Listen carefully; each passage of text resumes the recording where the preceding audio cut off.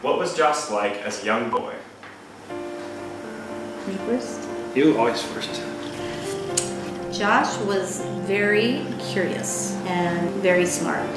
Josh, as a young boy, to me is a one-word answer: busy.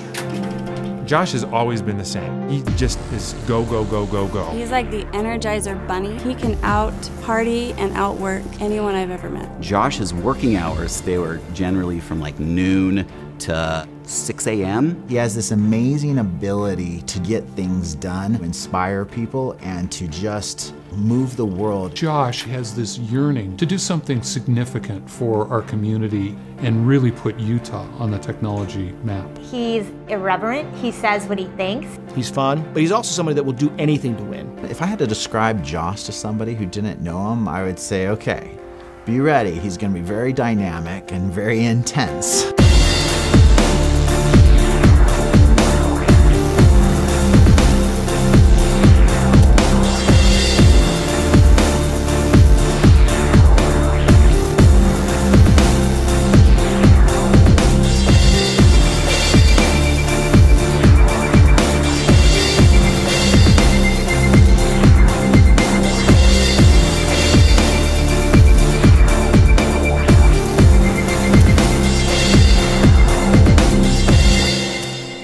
Don't do it till you have to do it, but when you have to do it, go big, baby.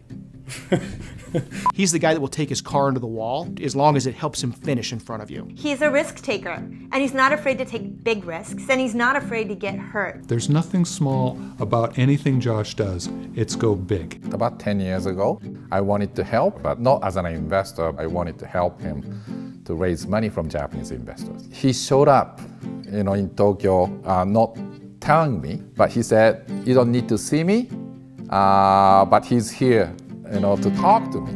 So, I didn't have a choice. Kind of hated that, but at the same time, loved it because he's not afraid of risk. So he came to see me in Tokyo. Then he went back home successfully with my money.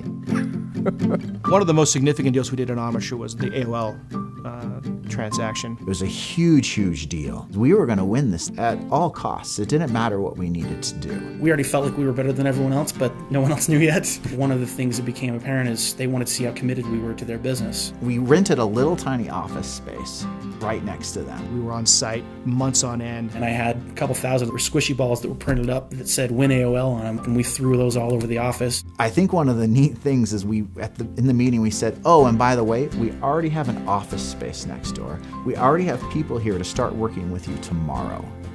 And they were just kind of blown away that, wait, you don't even have this contract yet and you have an office space? And it ended up being the largest deal in the history of software as a service at the time. It was $8 million a year.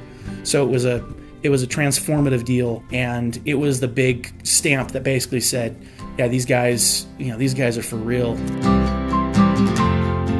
Got a friend that likes to say, sleep when you're dead. All-nighters, that's what makes you feel like you're an entrepreneur. He was the first person that introduced me to all-nighters. We probably did 3 or 4 all-nighters a week. He just goes, and there's really no reason to ever go to bed. You don't. He's exhausting to work with. He runs so hard, but it is fulfilling. You might be smarter than us, you might have more funding than us, but you're not going to outwork us. I warn people even sometimes, you have to be ready for that if you want to work with him, if you want to hang out with him. I like to win, don't get me wrong, but I hate losing way more than I enjoy winning. He's always been that way. When he met Sherry, nothing else mattered. A couple times I was like, go date somebody else, because I thought I was all that. Josh is really highly motivated by people telling him that something can't be done. It was target locked, loaded, and nothing holding you back. He popped up everywhere I was. He was everywhere. And so when it came to grades, who cares? He failed every single class that semester that he was dating me because he did nothing but spend time trying to figure out ways to impress me. It is always just pedal to the metal and you're going. Josh refuses to fail. Josh is a winner. In his personal life, in his business life. When you're on Josh's team, you have a tremendous amount of fun. I was often asked over the years, did you think Omniture was going to be this big? Did you think it was going to be $500 million in revenue? Because that's about what it was when we left. And My answer, I kind of was embarrassed by my answer, but it was always the same. It was, yeah, we did think it was going to be this big. Did I think that Utah perhaps was a problem for Josh? Quite the opposite. I saw it as a huge advantage for him. This guy knows a secret no one else knows. Now we see what's happening. You see these technology companies sprouting up everywhere. A lot of them started by former Omniture people. He was able to take advantage of a lot of these factors that we have here in Utah with, just this minor perception issue. And, now that he's overcome that with one initial early success, I think that's going to be much less of an issue going forward. The day that Josh retired from Omniture, we both felt like we had just gone to 10 funerals by the end of the day, mostly because we just missed the people. I think the thing that I was the most proud about when I think about Omniture and everything that we did, probably when we sold and when I was finally done, I got probably about 400, I went through and counted, about 400 emails from employees of mine that said, this is the best place I've ever worked. This changed my life, or something to that extent. And I thought if there's 400 that send me the email, I could probably extrapolate that out and get a couple more. But that made me really happy that it was a great place for people to be. Retiring from Omniture, I thought he would take, maybe 2 months off and just relax and hang out. He took maybe 18 hours off, and he came into the house and he's like, this is dumb. I wasn't surprised at all that Josh was going to do something else. My first reaction was, wow, he's really going to do it again. He needs to be running a company. That's what that guy does. Very early on in his marriage, he's like, if I'm going to put 110% at work, damned if I'm not going to put 110% or 120% at home. I know he's very busy, but he doesn't forget, to keep some time, for his wife, for his family, and for his parents. He's like super dad. And because he has so much energy, he can stay up for 3 days straight if he needs to, just talking to these girls. And what's so neat about it is he loves it.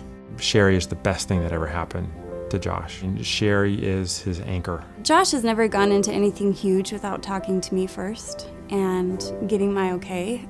And so we've always gone into all of this craziness as a team.